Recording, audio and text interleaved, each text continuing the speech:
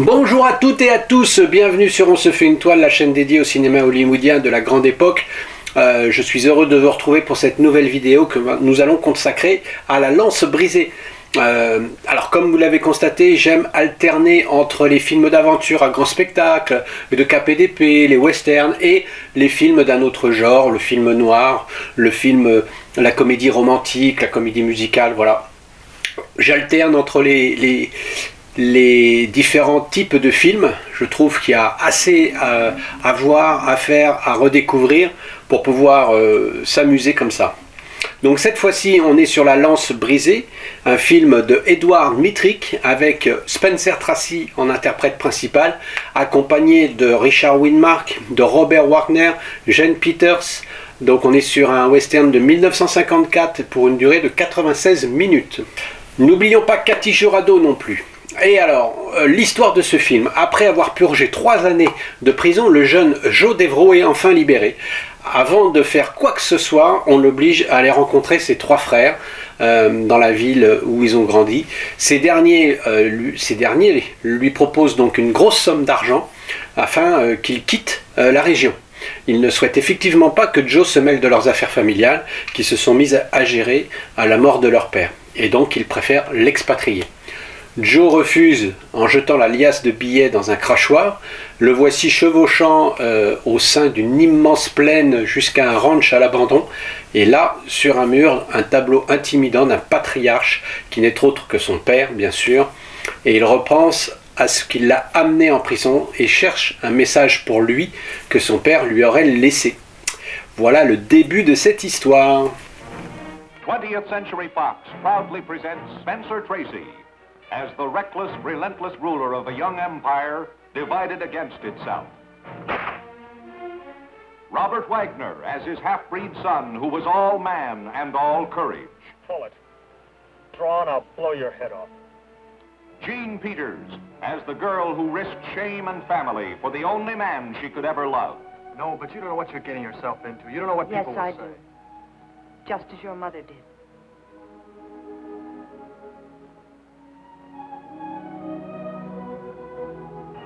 Richard Widmark as the fierce firstborn son, first to scheme, first to kill. Did you ever ask me how I like an Indian stepmother after Ma died? So it's just a little late for asking now. Cathy Jurado of High Noon fame as the beautiful Indian stepmother. Violence and massive destruction that carved the cattle and mining domains out of the flaming West, brought to the screen through the miracle of CinemaScope and the wonder of stereophonic sound in Broken Lance. Alors on va comme d'habitude brasser, vous connaissez le concept, les critiques. Le film d'abord est noté 3,1 sur 5 sur le site Allociné. Et même s'il ne trouve pas vraiment de critiques assassines, certaines sont plus mauvaises que certaines autres. Notamment celle-ci qui nous dit qu'il y a une belle distribution pour ce film qui évoque le Far West à travers un ranch dirigé par Spencer Tracy en patriarche. Si la première partie du film est assez réussie, on peine cependant à s'accrocher à l'histoire. Pourtant le scénario est bon. Quant à la suite, elle est plus conventionnelle et vire vite vers le mélodrame en fait. La mise en scène est correcte mais ne parvient pas à nous capter. La Lance brisée n'est au final pas très passionnant.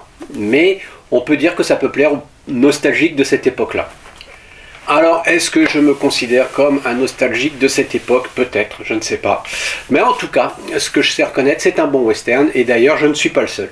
Parce que si on regarde les autres critiques, il y en a une qui nous dit, par exemple, c'est sans contexte un des tout meilleurs films d'Edward Mittrick. La qualité du scénario, la profondeur psychologique des personnages, l'interprétation phénoménale de Spencer Tracy, en vieux ranger autodidacte, et sont pour beaucoup sur la réussite de ce film. Brillante est la mise en scène, permet aussi aux personnages de s'exprimer pleinement. Edward Mittrick, en 1h30, déblaye d'un coup tout le mythe de l'Ouest américain. Le Made himself, la transmission, le conflit père-fils, l'argent, le pouvoir, le racisme.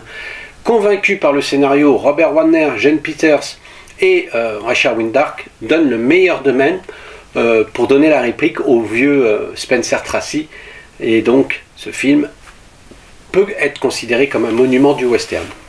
Alors, en ce qui me concerne, même si on ne pense pas tout de suite à ce film comme une référence dans le western, il est intéressant à bien des égards. Déjà, ce film est construit presque comme un polar, et on n'a pas l'habitude de voir ça dans ce genre.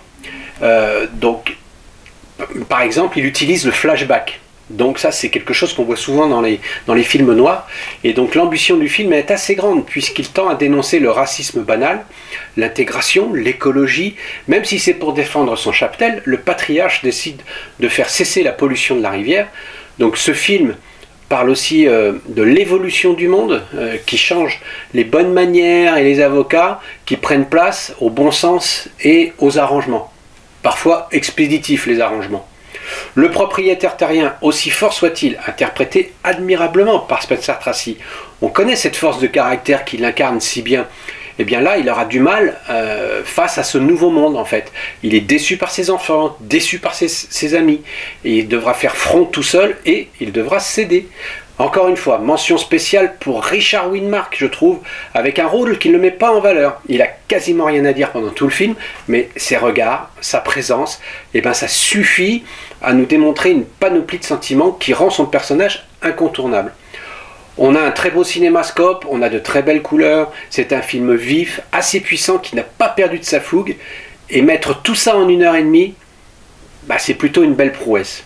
Donc oui, ce n'est pas le classique du western, mais c'est un western de très belle facture. Alors la rubrique des petits plus, on va avoir pas grand chose à se mettre sous la dent malheureusement. On va commencer déjà par le réalisateur Edward Mittrick, qui nous a quand même réalisé Feu croisé en 1947, un film noir vraiment d'exception avec Robert Mitchum et Robert Ryan, et qui aborde déjà le racisme et l'antisémitisme. Après La Lance brisée, il va quand même nous réaliser Ouragan sur le Ken avec Humphrey Bogart, que je trouve assez magistral. Ensuite, il y a eu La Neige en deuil, toujours avec Spencer Tracy et Robert Ryan. Mais on a aussi Le Bal des maudits et surtout L'Homme au Colt d'or. Un western avec de grands personnages, une envergure digne des plus grands chefs-d'œuvre, un film qu'il faut voir et revoir pour vraiment l'apprécier en fait. Alors, La Lance brisée est un remake, lui, à peine déguisé de La Maison des étrangers de Joseph L. Mankiewicz, qui avait écrit le scénario d'ailleurs. Et on reprend ici l'histoire, mais pas forcément le scénario à proprement dit, puisque l'histoire se passait dans une époque contemporaine, et là, il a fallu tout transposer dans la période du western. Ce qui est fou et qui a royalement agacé Joseph L. Mankiewicz, c'est qu'il était à l'origine donc de l'histoire et du scénario. Et c'est Philip Jordan qui a remporté l'Oscar du meilleur scénario en 1955 pour ce film justement, La Lance brisée. Et Jordan a eu l'habitude, on va dire, pendant cette période assez difficile, d'utiliser des scénaristes qui étaient positionnés sur la liste noire. Donc il les a fait travailler clandestinement entre guillemets, il les a sous-payés, mais ils étaient quand même contents puisqu'ils travaillaient. Et lui en fait il a récupéré les scénarios et il a mis son nom dessus parce que lui il n'était pas sur la liste noire et c'est lui qui proposait les scénarios et qui récupérait les lauriers entre guillemets. Donc c'était gagnant-gagnant, les scénaristes pouvaient travailler, lui il avait une meilleure notoriété, mais voilà. Toujours est-il que sur cette affaire-là, il a utilisé une histoire, encore une fois, qui n'était pas de lui, et il a quand même remporté l'Oscar, parce qu'il faut savoir que la guilde des scénaristes, en ce temps-là, avait des règles bien spécifiques, et qui ont changé depuis d'ailleurs. Le film est produit sous la bannière de la 20th Century Fox, mais Spencer Tracy, lui, était toujours en contrat à la MGM. Pour ce film, il a été payé 165 000 $. Si on devait répercuter ces 165 000 $ à aujourd'hui, ça serait à peu près l'équivalent de 1 700 000 $, pardon. Le film, lui, quant à lui, a été produit pour 1 685 000 $ de l'époque, et en a rapporté un peu plus de 3,8 millions. Donc, pas grand chose de plus à se mettre malheureusement sous la dent pour ce film, à savoir qu'en 1954, il comptait quand même parmi les 5 plus grands westerns sortis cette année-là. Et donc voilà, pour conclure, eh bien, on a le droit à une prestigieuse distribution, un scénario sans faille, un résultat assez efficace, le film parlant quand même au passage de l'ostracisme dont est la victime la Señora Devereaux parce qu'elle est indienne. La Lance brisée va un peu plus loin que les autres westerns de cette époque. Certes, Spencer Tracy, parfois il en fait un peu trop, et puis aussi les trois frères. Peut-être que On aurait pu leur donner un peu plus de contenu, parce qu'il y en a un qui ne prononce pas une parole, l'autre qu'on présente comme un bénet, et enfin il y a Richard Widmark qui sort un petit peu son épingle du jeu, mais malheureusement pas plus que ça. Donc que dire de plus? C'est peut-être suffisant en fait pour découvrir ce western d'Edward Mittrick, qu'il ne faut pas bouder son plaisir, hein. C'est une belle distribution, c'est un beau western, une belle facture, voilà. Et voilà, c'est tout pour aujourd'hui. Je vous remercie d'avoir suivi cette vidéo. J'espère que vous avez appris 2-3 petites choses, que vous l'avez aimé. En tout cas, moi j'ai pris plaisir à vous parler de ce film. Et je vous dis à très bientôt sur On se fait une toile. N'oubliez pas de liker, n'oubliez pas de commenter, savoir si ce film vous l'avez aussi apprécié ou détesté d'ailleurs. Et si vous avez aimé Spencer Tracy dans son rôle, si vous avez aimé Richard Widmark dans son rôle ou pas du tout, voilà. Commentez, c'est toujours plaisir, ça fait toujours plaisir de partager avec vous vos sentiments. Et je vous dis à très bientôt donc sur On se fait une toile pour un nouveau film. Je ne sais pas lequel encore, je verrai bien. Et je vous dis à très bientôt. Ciao, ciao.